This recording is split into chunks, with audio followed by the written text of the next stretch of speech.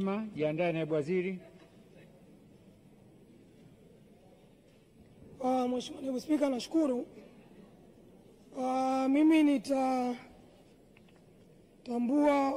umashuhuri wako wa kufanya kazi mheshimiwa na waziri na naibu waziri pale ambapo mtatatua mgogoro kati ya wananchi wa majimbo mawili, jimbo la Kawe katika mitaa ya Madale, Mbopo, Mabwepande na jimbo la Kibamba pale kwa ndugu yangu Mtemvu, mitaa ya Tegeta A, Msumi A, Msumi B, Kulangwa na Kulangwa.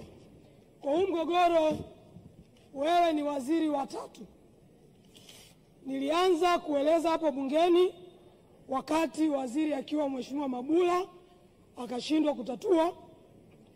Nikaeleza waziri alipokuwa Jerry Silaa akakwama kutatua. Sasa wewe ni waziri wa tatu.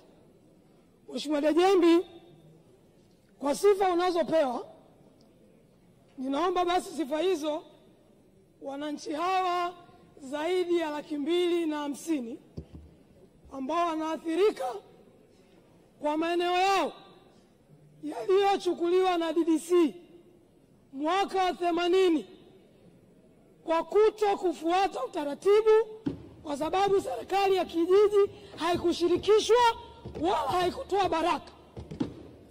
Wakaenda kupata hati mezani. Hati ilikuwa inawataka kwa maelezo yao wafanye kilimo na ufugaji. Miaka 50 baadaye hawajawahi kufuga kuku wala hawajawahi kulima bustani ya mchicha. Wameenda kutaka kuondoa wakazi wa asili, na ambao wakazi wa asili kwa sheria za ardhi za kipindi kile walikuwa na umiliki halali, na wao wameuzia wananchi wengine.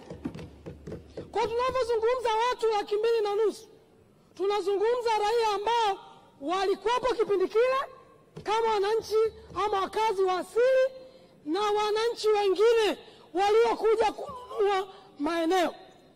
Mheshimiwa Waziri, nikuombe sana, nimesoma hotuba yako. Unasema kwenye mwaka huu 25-26 mnataka kutatua migogoro 3,000. Ninaomba kwa hisani kabisa, eneo hili ama mitaa hii 7 niliyokutajia ambayo yanaingia kwenye jimbo la Kawe na jimbo la Kibamba, katafute ufumbuzi. Hali za wananchi ni ngumu tunavyozungumza. Ni bahati mbaya viongozi waliopewa dhamana kwenda kuhudumia wananchi, kwenda kuwasikiliza wananchi, kwenda kutatua migogoro kwa busara, wametukua hawatumii busara. Mkuu wa wilaya ya Kinondoni, mkuu wa mkoa wa Dar es Salaam, mwenyekiti wa CCM wa mkoa wa Dar es Salaam, jeshi la polisi na mitutu ya bunduki linasumbua raia wa Tanzania. Mheshimiwa Waziri, hapa nina matangazo mawili. Hili jambo lingeshughulikiwa na Mheshimiwa Mabula, hili jambo lingeshughulikiwa na Mheshimiwa Jerry Silaa, haya matangazo mawili yasingetokea. Kuna tangazo la tarehe 10 Februari 2024 limesainiwa na mkurugenzi wa manispaa Kinondoni, anasema anaenda kuuza viwanja vya halmashauri Mabwepande. Tangazo la pili tarehe 9 Mei 2025 limesainiwa na Shedrack Maximilian, anaenda kuuza maeneo. Na mbaya zaidi, watu wamejenga nyumba zao, watu wana viwanja vyao, viwanja vyenye nyumba na viwanja ambavyo havina nyumba vinauzwa wakati wananchi wako ndani ya ardhi yao. Hii ni nchi huru. Ardhi ya Tanzania ni mali ya Tanzania. Mheshimiwa Rais amepewa dhamana. Tunaomba usaidie kumaliza huu mgogoro. Mheshimiwa. Taarifa Mheshimiwa. Mheshimiwa Naibu Spika, anazungumza nusu vizuri, nusu haijakaa vizuri. Na kwa sababu kanishirikisha na nafasi ya kumpa taarifa. Serikali imejitahidi kwenda na huu mgogoro kwa hatua. Na hatua ya kwanza waliofanya chini ya mkuu wa mkoa wa Dar es Salaam, maeneo ambayo hayajavamiwa tayari. Twende taratibu. Acha kunipotezea muda. Maeneo ambayo hayajavamiwa katika eneo hilo, Mheshimiwa Naibu Spika, tayari serikali imetangaza wananchi waombe wapewe. Lakini maeneo ambayo yamevamiwa, serikali imetoa maelekezo tayari wananchi walipie kwa square mita shilingi 3,000. Baadaye yale ambayo hajavamiwa square mita ni 15,000. Unaweza kuona tofauti hapa serikali iliyofanya.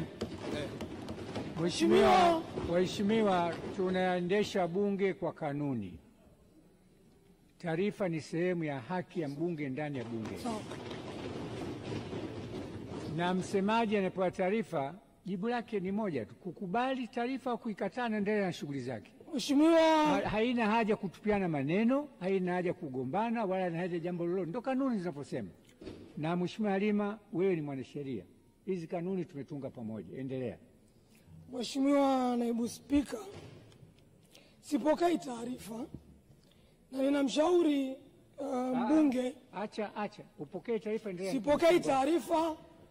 Ushauri wangu ni kwamba akasome nyaraka zote za historia ya mgogoro huu, aende shule akajifunze. Mimi ni mbunge wa mwaka wa 20 sasa. Siwezi kusimama bila kuwa na nyaraka ya kuonyesha historia ya mgogoro ulitoka wapi mpaka tumefika wapi.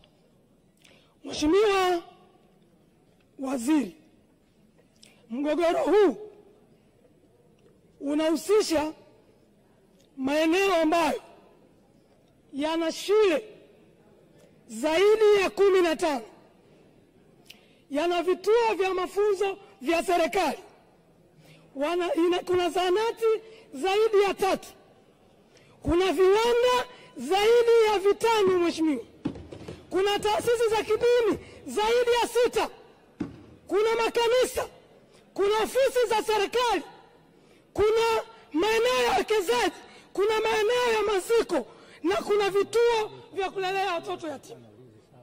Kwa ni eneo ambalo linahusu ekari zaidi ya 5,000. Kwa nimalizie, juzi wananchi walikuja wakakuona wizarani.